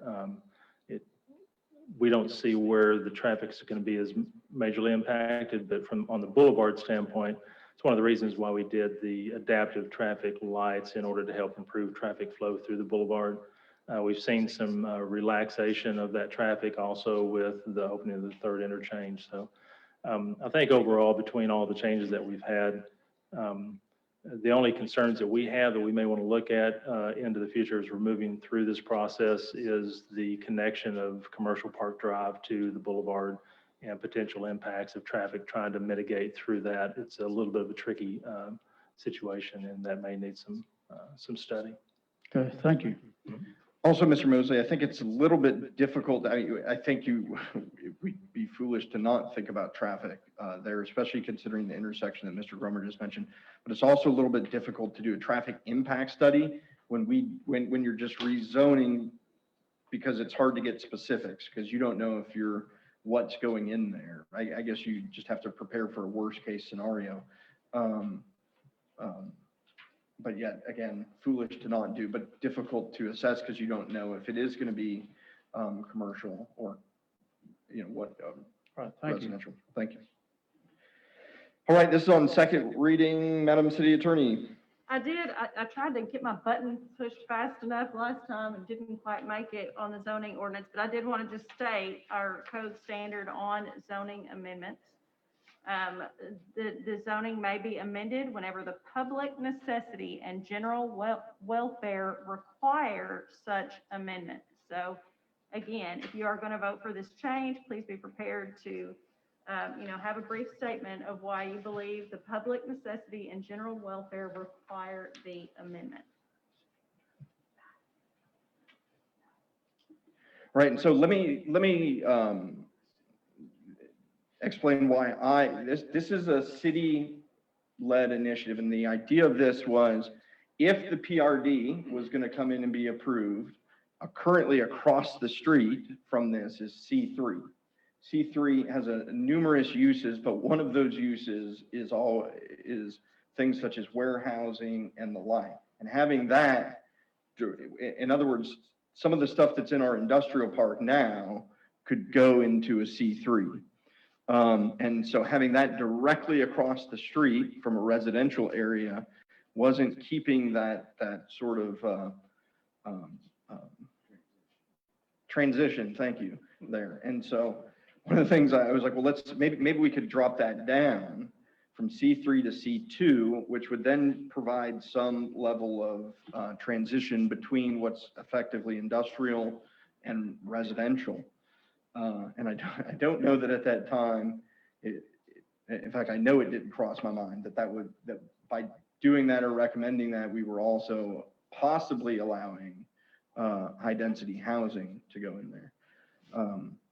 But it seems to make sense to me that you don't want a warehouse. It'd be right across the street from a residential. And so since we've just approved residential across the street, it seems almost necessary to do something. But again, my 2 cents. Any additional discussion? Seeing none, this will be on third reading at the next city council meeting. Next item of business is the second reading of ordinance 1029, amending multiple sections of the Montmel City Code. Madam City Clerk, if you could please read that by title only. Be it enacted by the City Council of the City of Montmel, County of Pulaski, State of Arkansas, an ordinance to be entitled Ordinance Number 1029, an ordinance amending multiple sections of the Montmel City Code to define short-term rentals, require business registration, and an accessory use permit for short-term rental properties and for other purposes. All right, this is on second reading. There was a lot of discussion last time about different things. Oh, wait a minute, hold on. Now, if you've hit your button, you can go ahead. Is there any discussion on this? Councilmember Mosley. Yeah, I was wondering if those that had some suggestions on the occupancy had any changes they want to make, probably better now than later. I read the whole thing again, and that's about the only thing that kind of is a bugaboo to me. And again, I'm not a young person using all these Airbnbs. Apparently, I'm not either. But I am going to use one, I think, in May. My younger son is running one that we're going to all stay in. So hopefully the occupancy is high enough for us. Anyway, to me, it sounds like there's probably going to be some rooms in some of these where maybe they have bunk beds, things like that. So maybe they're outfitted for more folks. So I'd be interested in raising it if somebody had a good formula. Otherwise, I don't care that much one way or the other. Councilmember Gardner. Councilmember Gardner. I was hoping to go to somebody else Well, first. you hit the button. I know. I'll get there. A couple of questions on this. And first, Mr. Holt, let me say, I really appreciate what you said earlier about discussion. When I come in here, I look forward to having discussion. I mean, I think I have really enjoyed the last 2+ years because I think we've had a lot of good discussion about how we can tweak things and make things better. And it's nice to come in here and talk through some things and make changes as we go along. So I really appreciate that. And I guess I've got two issues that I wanted to bring up. The first one doesn't even relate to the Airbnb side. So the short-term rental side, that's not even, so if I can kind of separate it into two issues. The first question I'd mentioned last time was in section 1D. And what this deals with, it's an entirely new language about requiring long-term landlords to register as a business. And so I've really struggled with this over the last couple of weeks, thinking about that because, full disclosure, I own rental property, not in Montmel, but elsewhere. And just the idea that I have to register as a business for rental property that I own. I was trying to think through that process of how that would look. And additionally, a lot of times when an individual is, I won't call them, I'll just say a super investor, where they have multiple properties that they own. Generally, they put them in different LLCs. So like I may have Scenic Valley Loop LLC. I may have Napa Valley Loop LLC. I put them in different businesses, basically to limit my liability, right? So if something happens with one, it doesn't take the whole empire down. And so I've been thinking through this, the empire, you like that? I've been thinking through this, just from the standpoint of requiring our citizens, our property owners, to register their long-term rental property, what that process looks like, and then as a city, how we're going to enforce that. I've talked with realtors. I had a realtor reach out to me when they saw this in the packet asking about it, because they weren't aware of many clients actually registering in other cities as a long-term rental business, because I just wonder how we're going to enforce that. What city staff is going to be sitting behind the scenes running through, well, I mean, you have to do a lot of deep digging to figure out if there's common ownership involved.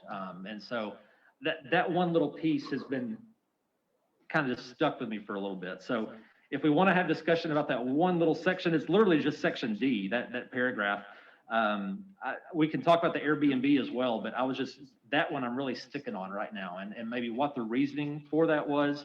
I've looked through some other city code in Central Arkansas, and I may not have been searching right. I couldn't find any in some cities that required registration.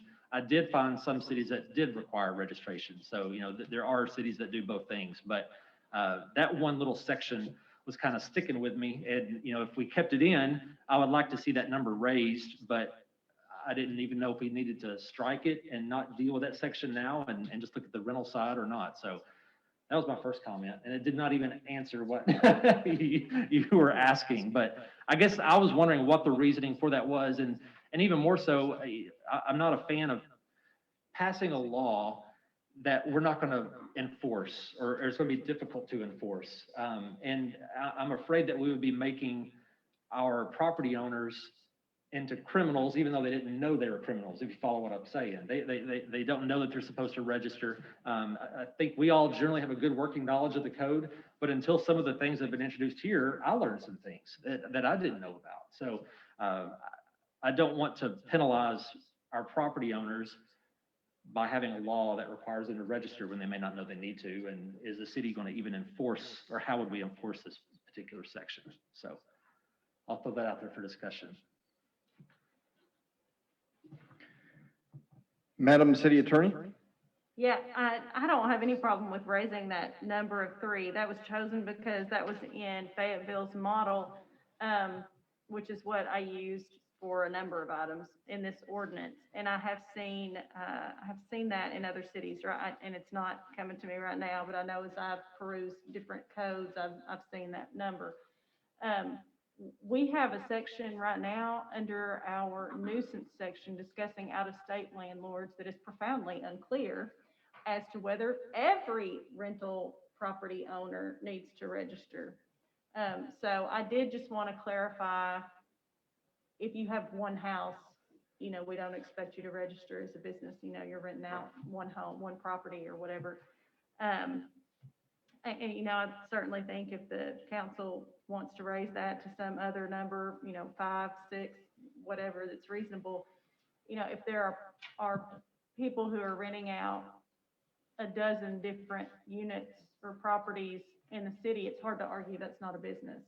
At some point, that's as much of a business as any business really in a city, if you're operating on a larger scale.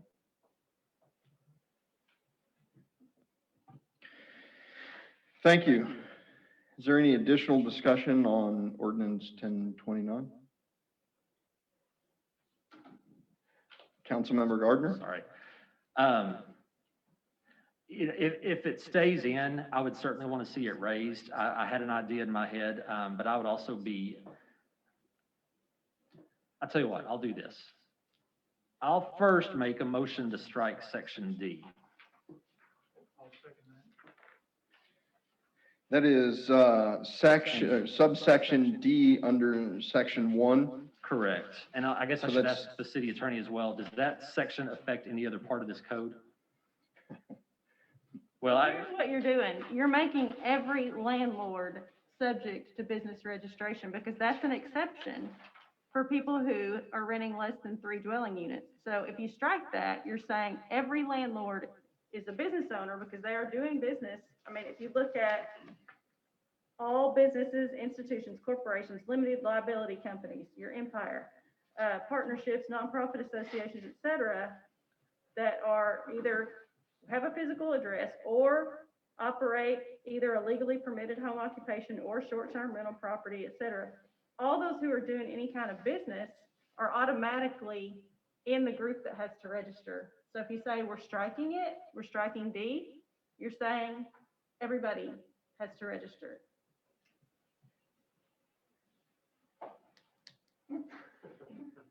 I hear you.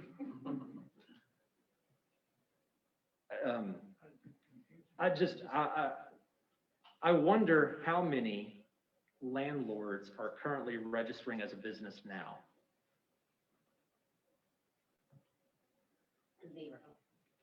And I wonder how many landlords will register as a business after we pass this ordinance.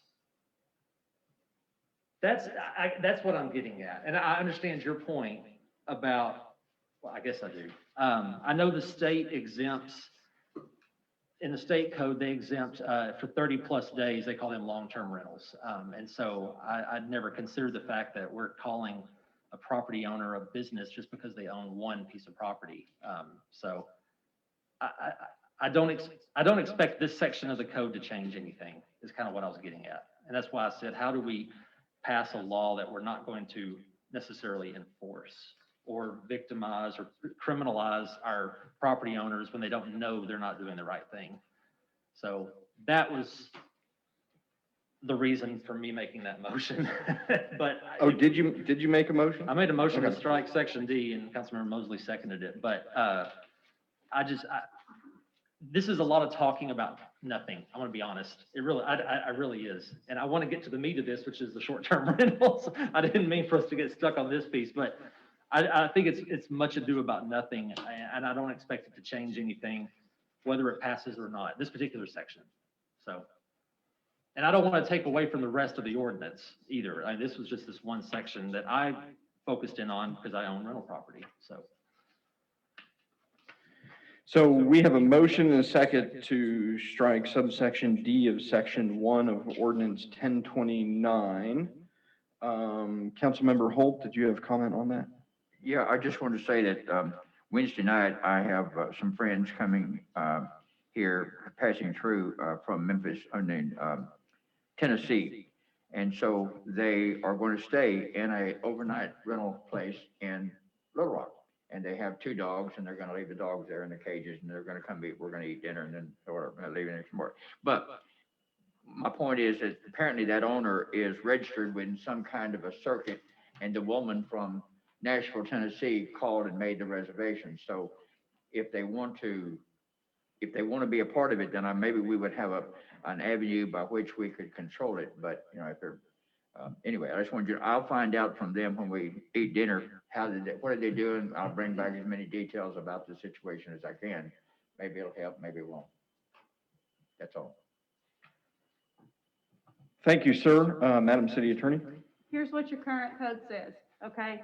38-76, out-of-state owners of rental property. Section A, business permit required. It shall be unlawful for an owner of any structure within the city limits to rent, lease, or allow another to occupy any structure within the city limits without first obtaining a business license, as is currently required pursuant to section 26-1 of this municipal code. You said out of state, correct? No, well, the title says out of state, but that section says nothing about out of state. Well, we got a lot more problems than I planned to. Well, so that section is there to address this and clarify that that does not apply if you have less than a certain number. I mean, but what we currently have in our code says, or at least it arguably says that every owner that has rental property should register as a business. I don't want that, and I don't think I don't want that. Yeah, well, that's another issue to delve into. I guess, alternatively, that section of code could be amended to explicitly state that it's referring to out-of-state. That's what I had interpreted Rental it as, property. because when I was reading through that, that was mine. Yeah, that's where my head was going. But then you still have the problem of people who are not out of state, to be required, right, to get a license over there. By the way the law is written at this time. So if you don't strike if you strike section D, you still have this section of the code that tells you an owner of any structure within the city limits has to first obtain a business license. And you don't have any exception under the business license requirements for individual long-term property owners with less than 3.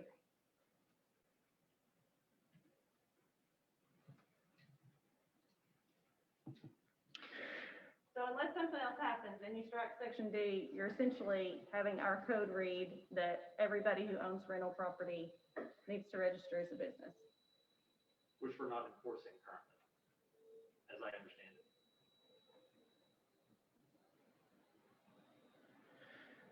All right, so I have a motion, and a second on the floor to amend ordinance 1021, section 1 by striking, what'd I say? Yes, thank you. We have a motion and a second on the floor to amend ordinance number 1029, section 1 by striking subsection D. Is there any additional discussion on that? Seeing none, Madam, or we'll do a roll call vote. All those in favor, please say yes. Yes. All opposed, please say no. No. Motion fails. And Councilmember Gardner, did you have the part 2 of your comments? Well, I have a second motion that I can make on this. So that same section, where it reads less than 3, if we change that, I would like to make a motion to change that to 5 or more.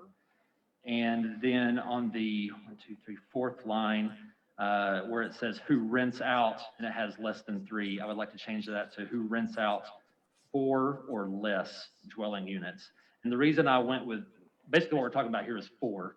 And I don't see these as much in, well, I don't know if they're, yeah, you don't see these as much in montmel, but a lot of times they will build 4 plexes. So it's one property with 4 apartments in it.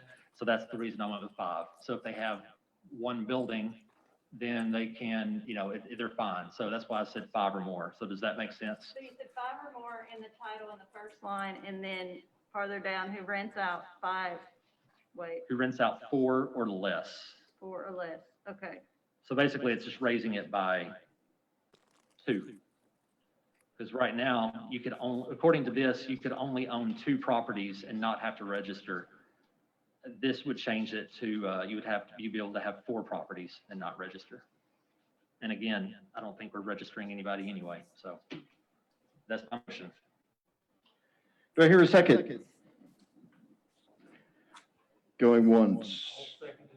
That was a sad second, but we got a motion and a sad second to amend ordinance 1029, section 1D, to change less than 3 at the top to 5 or more, and less than 3 to 4 or less in the middle of the paragraph. Is there any discussion on that motion? Seeing none, all those in favor say yes. Yes. All opposed say no. No. Thank y'all. Motion fails. All right. Is there any additional, hang on. Councilmember Mazzoni? Oh, no, it was No. Okay. Any additional discussion on ordinance 1029? There's some discussion earlier about capacity. Madam City Attorney? Well, I just noticed as we're looking at these sections that my numbering is off on page 2 of ordinance 1029. It goes from C, D, and back to B. So I will be correcting that if everyone is in agreement that that's acceptable. I assume that's acceptable, and is that a Scrivener's error? I think that's accurate. Okay. Councilmember Gardner. Yeah, going back to the occupancy section on the short-term side, I'm certainly, I think 8 is far too low, but Councilmember Mosley, I've looked around and I'll be entertaining some other options from you all if anybody else was able to come up with a better way of doing this. But I just felt that 8 was too low when you might have multiple families staying together. I know, and like I mentioned last time, as a young person that the mayor chastised me over, when I've stayed in them, it's been more than 8. So I wouldn't have been allowed here in Maumelle based on this, but I don't know what a good number would be. And again, this was just a model that Fayetteville was using, and they have not passed that yet. This is just a model that they're working on. Is that what I understand? Okay. So I would certainly like to see that raised, but. I believe there's a piece in the paper a week or 2 ago. I don't remember what it said, but in case anyone wants to look into that. I'm full of great facts today. Is there any additional discussion? All right, this will be on third reading at the next council meeting. We will move on to the second reading of ordinance 1030, amending the Maumelle City Code. Madam City Clerk, if you could please read that by title only. Be it enacted by the City Council of the City of Maumelle, County of Pulaski, State of Arkansas, an ordinance to be entitled ordinance number 1030, an ordinance amending a section of the Maumelle City Code to expand the allowance for private streets and for other purposes. All right, this will be on third reading at the next meeting if there's no discussion. All right, moving on to new business. We've got the first reading of ordinance 1031 regarding the referendum process. Madam City Clerk Treasurer, if you could please read that by title only. Be it enacted by the City Council of the City of Maumelle, County of Pulaski, State of Arkansas, an ordinance to be entitled ordinance number 1031, an ordinance revising sections of the Maumelle City Code regarding the initiative and referendum process and for other purposes. All right, this was an ordinance that was recommended by the city attorney after doing a little bit of research, so I'll let her explain. So we've never really had an opportunity since I've been here to look at our referendum and initiative sections, but some questions came up and I started reading these in conjunction with the state constitution. And so the changes here, you'll see in 2-141, the first is that the total vote cast for the office of mayor at the last preceding general election is the calculation of how to compute 15% of the legal voters in the city. That's from our constitution. We have, the old provision on the city council elections, and I think that was instituted at a time when we had a different form of government possibly. But we do, of course, want to be consistent with our state constitution. So that's the reason for that change. Farther down, we have a provision here that had said for a referendum petition, the time period should be not less than 30 or more than 90 days after passage. Now, the problem with that is that in the following section, we had another ordinance that had been incorporated there that said pursuant to amendment number 7 to the state constitution, the city sets, fixes, and establishes the time period at 30 days. So as you can see, those two contradicted one another. So it's hard to figure out what our time period is when we have two different items there. So I researched our timeline of when each thing was passed. The 30-day period that's in 2-142 was passed back in 1986 and was specifically voted on. However, then in 2002, it looks like when the entire code was adopted and a lot of different provisions were just kind of brought in that were form provisions, Then the 30 to 90 days, which is the wording from the Constitution, was put in there. Now, so the wording with the Constitution, there are options in this section. It states that a municipality can set its provisions, its procedures on the referendum process. In doing that, the city can pick a time, and it has to be at least 30 days. It can't be less than 30 days, and then it can't be more than 90 days. So we don't have to use that 30 to 90 days language that we have in there now. We can choose whether we want it to be 30, 60, 90, whatever we want it to be. 30 was already, voted on and in consultation with the mayor. I think he wanted to keep it at that 30-day length of time. That makes, ordinances go into effect a little bit quicker than if we're stretching it out to that 90-day period. So that's kind of the whole story. If anybody has any questions, I'm happy to try to answer. Councilmember Mosley? And explain, because I didn't know the difference between an initiative and a referendum.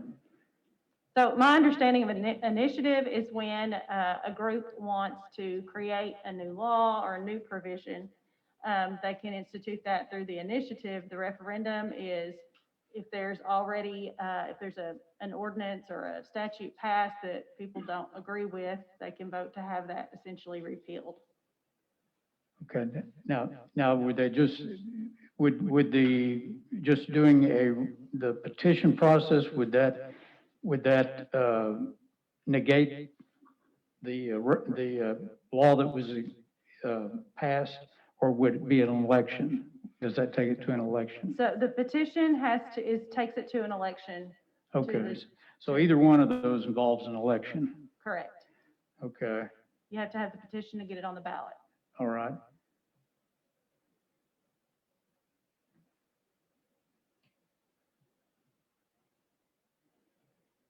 Okay, I would like to make a motion that the referendum, it says down there, it says not more than 30 days after passage. I'd like to make that 90. And I think that would be in compliance with the Constitution. Is that correct? That is correct. The city can choose a time anytime between 30 and 90. Okay, because I think 30 is way too restrictive there. I think if we err, we ought to err on letting our citizens do things. So I hereby make a motion to do that. I do want it, since you brought that up, and I probably should have mentioned this earlier too. There's also been a statute passed by the legislature saying that this time period for referendum is to be set at 60 days. However, in 2017, there was case law, the Spicer case that the Supreme Court decided, and they said the legislature can't override the Constitution, so the city still gets to decide. So if the city decides at 30 or 90 or whatever, then the city gets that discretion. So as I understand the motion, there is a motion to amend section 1 to change it to say not more than 90 days after passage of any ordinance or measure by the city council. Yes, sir. There is a motion and a second on that. Is there any discussion? Seeing none, so what this also means that our ordinances don't go into effect for 90 days until after passage. And so I envision this would require more frequent emergency clauses for certain issues where we're on timeframes. And so what it effectively means is the ordinance doesn't go into effect for 90 days instead of the 30 that we've treated it at for a while. So just so long as people are aware of what we're doing, then that's good to go. Councilmember Gardner? I just wanted to, that's news to me, so I wanted to make sure I understood what you just said. So the way it's written now, anything that we pass, it would go into, well, if this passed, anything that we pass goes into effect within 30 days. Is that correct? Are you talking about if this amendment passes? No, what way this is written. The way it's written now, Yes. with these changes that are in this ordinance, everything would go into, ordinances would go into effect at 30 days. Okay, and then the motion that's on the table to change that to 90. So at that point, that means any ordinance that we pass, we have to wait 90 days for it to go into effect, Correct. including the ones that we've already passed this evening. Well, it would be after this is passed. Well, yes, Well, I that's mean, what I actually, I mean, I guess we have this conflict right here, right now. So Right, yes, you're right. right, You're right. okay, okay, that's, okay, all right, that answers that for me. Is there any additional discussion? Councilmember Mazzoni? So emergency clauses then would, or if we did the emergency, that would also go to 90 days? 'Cause No, well, the emergency clause waives I don't think it waives the referendum, but it waives the enactment. Effective. Okay. Yeah, thank you. Okay, so that's still good. All right, so I've got a motion to amend, motion second to amend ordinance 1031, section 1, to change not more than 30 days to not more than 90 days after the passage of any ordinance or measure. All those in favor, please say yes. Yes. Yes. All opposed, say no. No. Can I get a roll call vote, Madam City Clerk? Councilmember Mosley, Yes. Councilmember Saunders, No. Councilmember Mazzoni, Yes. Councilmember Gartner, No. Councilmember Williams. No. Councilmember Tierney, No. Councilmember Shin, No. Councilmember Holt. No. Motion fails. Is there any additional discussion on ordinance 1031? Hang on a second, let me put it. Okay, you can hit your buttons now if you do have something to add. If not, this will be on second reading at the next city council meeting. Councilmember Mosley? It's just something I'd like to ask the city attorney's opinion on.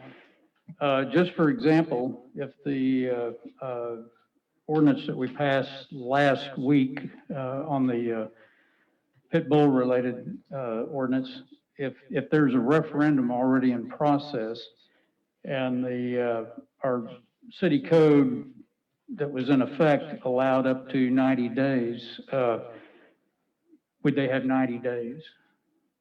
In other words, we can't pass this to prevent them from doing that, is that correct? Correct. So, yeah, we had these two differing provisions in the code at the time that that ordinance was passed. And my opinion would be that we would need to give them the more generous of the two, since we had two contradictory provisions. Okay, thank you. Is there any additional discussion on 1031? All right, it'll be on second reading at the next city council meeting.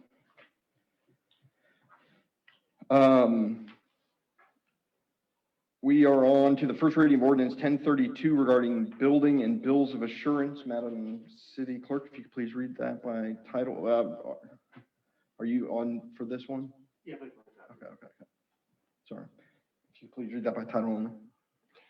Be it enacted by the City Council, the City of Montmel, County of Pulaski, State of Arkansas, an ordinance to be entitled Ordinance Number 1032, an ordinance amending Section 14-40 of the Montmel City Code to remove the city enforcement of private bills of assurance for aesthetic purposes and for other purposes.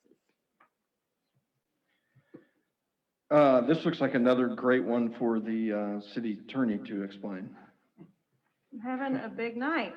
So this came up in terms of some discussions about our permits and building department enforcing a bill of assurance, and caused me to look at a statute that I had heard a little bit about, but didn't really completely understand and didn't fully understand what our process was from our permits perspective on bills of assurance. The statute that was passed in 2019, 1456-204, limits municipalities' ability to regulate for aesthetic requirements for residences. So we can't say, as a city, we only like beige houses, they have to be a certain size, that kind of thing.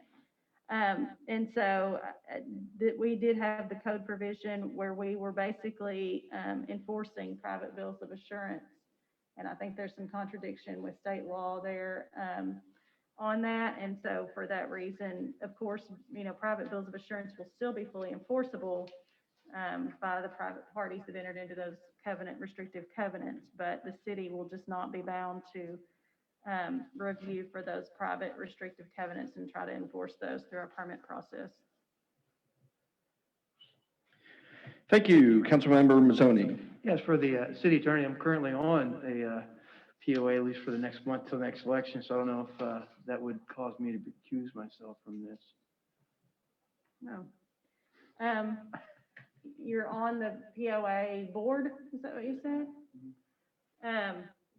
I'm gonna say, I mean, you don't hold any direct financial interest in that or anything along those lines. I mean, if you personally feel that you should recuse, certainly that's within your prerogative, but I don't see where this is any, you're not gonna gain from it, you know, personally or financially one way or another, so I don't think it's required. Councilmember Mosley? When you say the property owners will still have the right to privately enforce private restrictive covenants, that would mean if it's under the jurisdiction, if the bill of assurance allows the POA to regulate certain aspects of a house, then they could sue. Is that what you're saying? They have civil action. Okay, civil action, or an individual property owner could sue. Well, right, they would have standing as a party that had agreed to the same All right. restrictive covenant. All right, thank you. Any additional discussion on 1032? If not, this will be on second reading at the next city council meeting, and we will move on to resolution 2021-10, approving the disposal of surplus city property. Madam City Clerk Treasurer, if you could please read that by title only. A resolution of the City Council of the City of Montmel, Pulaski County, Arkansas, resolution number 2021-10, a resolution to approve the disposal of city surplus property. All right, this deals with the disposal of two additional police vehicles. We saw a couple the other day, last week, or last meeting. This one is a 2013 Dodge Charger and 2007 Dodge Magnum, both with high mileage and with money needing to be spent to make them serviceable. Is there any discussion on resolution 2021-10? Motion to adopt resolution 2021-10. Second. I've got a motion and a second to adopt. Hang on, I went into the wrong mode. You can hit your button if you did have something to say. Councilmember Mosley. As far as these two items here, have we about replaced all the owned police vehicles? Or we still have some more to replace? Chief, come on down. I think your question is, are we fully onboarded with the leasing That's program? correct. I think there's still 3 more years of that occurring, but Chief, I'll let you answer more correctly. Correct. We still have 3 years to go before we are fully onboarded with the lease program. But currently, the detectives units and I think about a third of the marked fleet have been replaced with lease vehicles. How many more do we have to I don't have that number offhand. Okay. Now, is the fire department under this same lease agreement, or is this just the police? Just the police department at this time. Okay, thank you, sir. Yes, sir. All right, is there any additional discussion on resolution 2021-10? If not, I believe I had a motion in a second. Was that right? All those in favor, please say yes. Yes. All opposed, please say no. Motion carries. That concludes new business. Mayor's comments, you are free and safe, none. City Council, also none. Madam City Attorney? Keeping the trend going, no comment. Uh-oh, Madam City Clerk? Sorry, I have an announcement. Just want to let you guys know that they have opened up registration for the Summer Municipal League Conference. So you guys, I encourage you to sign up and take a look at the agenda because city business keeps going on and we need to stay abreast of the new legislation and how we can keep moving Montmel forward. Outstanding. Take a look at the FYI stuff. At this time, I'd entertain a motion to adjourn. Do I hear a second? Motion and a second. Any discussion on that motion? Seeing none, all those in favor, please say yes. Yes. All Yes. opposed, say no. Motion carries. You may go home, Councilmember Holt.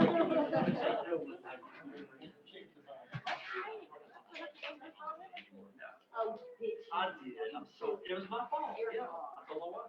I know.